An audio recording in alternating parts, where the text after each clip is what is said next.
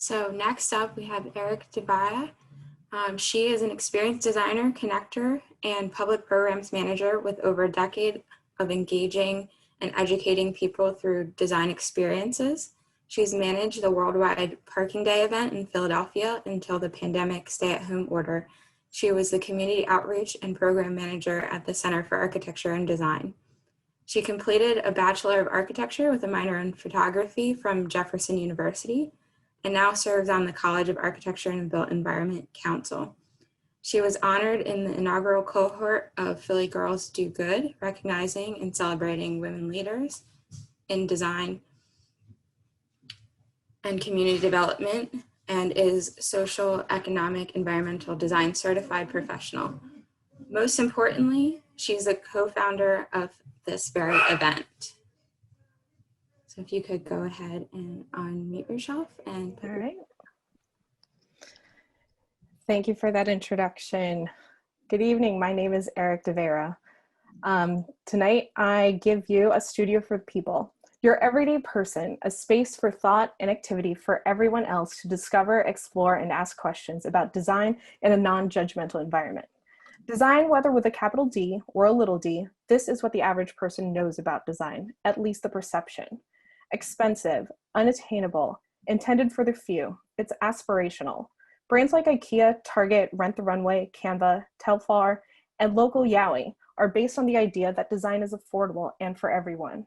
How most people interact with design, whether they know it or not, are the materials around us, spaces from sidewalks to concert halls, posters, forms, websites, and the mundane spreadsheet, even programs and events. Even Gritty here, our hockey team mascot, launching Play Streets this summer. A quick poll for everyone in the audience tonight. There we go. You might be thinking, Eric, what makes you so sure Philly needs it? Because everything is designed and everyone's a designer. Designers attending this evening, don't take offense. But when you hear titles like ops manager, coordinator, director, doesn't problem solver come to mind? Our main objective as designers are exactly that. I am closing the poll now. Let's check and see the results. 58% designers. Nice. Thank you so much for sharing that. I'm going to show that to you guys real quick. Awesome. Designers, do you feel underpaid or undervalued? Why? Maybe clients, even peer designers, don't understand what you do or the time it takes to do it. Isn't there an app for that? Designers, what if all these people around you could advocate for you? What if they could advocate for their neighborhoods, be it a park, shirt, building, doorknob, or even a sign? It's in this space between designers and the general public that we want to fill with design knowledge in the form of a studio. The studio as a whole will focus on 3 components: the education of the public, shared experiences between the public and design professionals, and the smallest component, a design professional practice.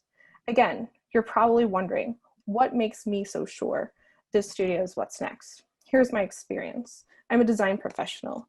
I came to Philly for architecture school with the intent to be a theatrical set designer.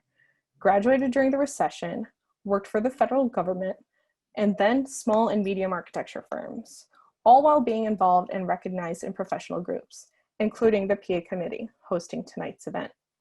My personal design philosophy has always revolved around design's accessibility to others, being in front of the community that experience and benefit from design without barriers, whether sharing the talents of local designers in online communications, traveling exhibitions, or Parking Day to raise awareness of public spaces.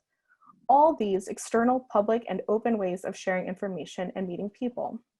When I had the opportunity to leave architecture for nonprofit work to push this philosophy, I took the chance to manage the oldest design festival and support family design workshops. With a design festival platform, I could continue its founders' work by recognizing local talent through talks, exhibitions, and expanding offerings to young people. The intended audience was always wide and vast, ages 0 to 99, where, anywhere. Now that I don't have that platform, I founded this studio on a piece of scrap paper, big enough for a brain dump. In order to educate, we need to meet the people where they are, through one of 3 studios to become design stewards. After facilitating family design workshops with staff and volunteers, it was clear we were meant for different ranges of knowledge and interest. While working at the center, I started to title audiences we worked with as the design curious, enthusiast, converted, and professional. With studios of varied influences and exposure to design, each group focuses on design principles and design disciplines through activities and projects that challenge them.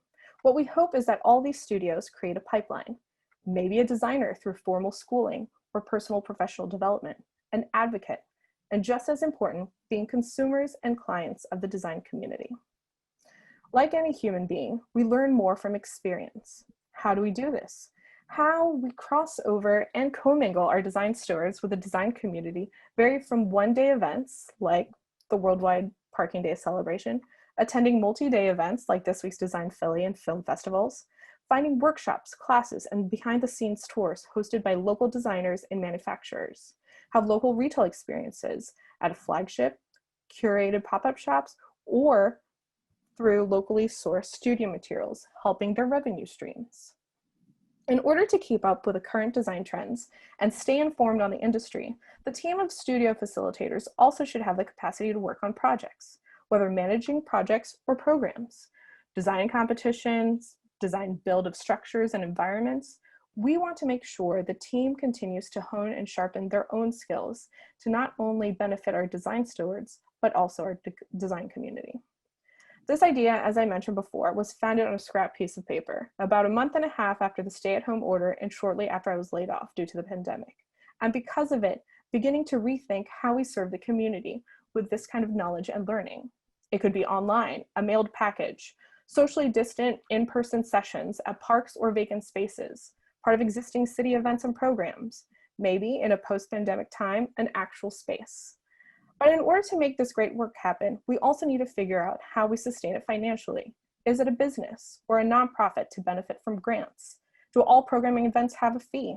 How do we charge a studio registration fee? By one class, or is it an 8-week session? Is studio free to make it more accessible? How do we pay the team for their work? As a believer of being paid your worth, we want to make sure that the team bringing their talents are properly compensated.